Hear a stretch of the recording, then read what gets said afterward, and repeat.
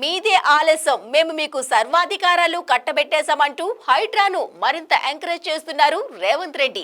ఇప్పటికే అక్రమ నిర్మాణాల విషయంలో దూకుడుగా వెళ్తున్న హైడ్రాకు చట్టబద్ధతతో సర్వాధికారాలు కల్పిస్తూ రాష్ట్ర మంత్రివర్గం నిర్ణయం తీసుకుంది.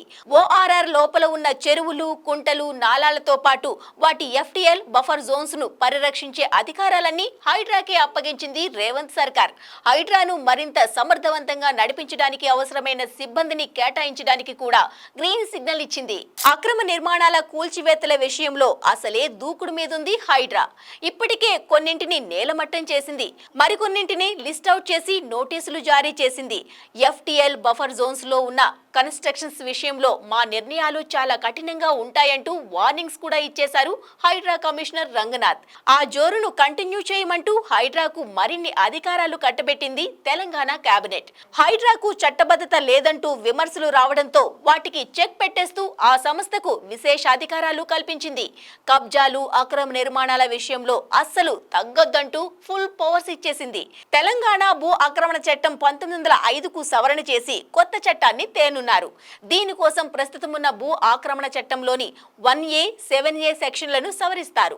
అసెంబ్లీ సమావేశాలు లేనందున ప్రస్తుతానికి చట్టం తేవడం వీలు కాదు కాబట్టి తెలంగాణ భూ ఆక్రమణ చట్టం 1905 అమెండ్మెంట్ ఆర్డినెన్స్ 2024ను తేనున్నారు. ఇందులో భాగంగా వాల్టా చట్టంతో పాటు హెచ్ఎండిఏ, జీహెచ్ఎంసీ, మెట్రో వాటర్ బోర్డుకు ఇప్పుడున్న అధికారాలను హైడ్రా కమిషనర్ కు అప్పగించారు.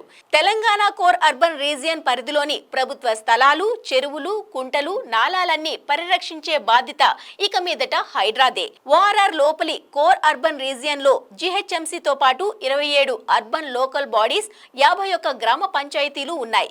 లోకల్ బాడీస్ ను అర్బన్ లో విలీనం చేసి వీటిని హైడ్రా పరిధి కిందకు తెచ్చారు. వీటిలో హైడ్రా కమిషనర్ కు అవసరమైన అధికారాలు కల్పించేలా చట్ట సవరణకు కేబినెట్ ఆమోదం తెలిపింది. కోర్ అర్బన్ సిటీలోని అన్ని చెరువులు, కుంటలు ఆక్రమణలకు గురి కాకుండా సీసీ కెమెరాలతో నిఘా పెట్టి ఇంటిగ్రేటెడ్ కమాండ్ కంట్రోల్ సెంటర్ తో అనుసంధానం చేయటం, హైడ్రాకు అవసరమైన 169 మంది అధికారులు, 940 మంది అవుట్ సోర్సింగ్ సిబ్బందిని డిప్యుటేషన్ పై తీసుకోవడానికి మంత్రివర్గం అనుమతినిచ్చింది.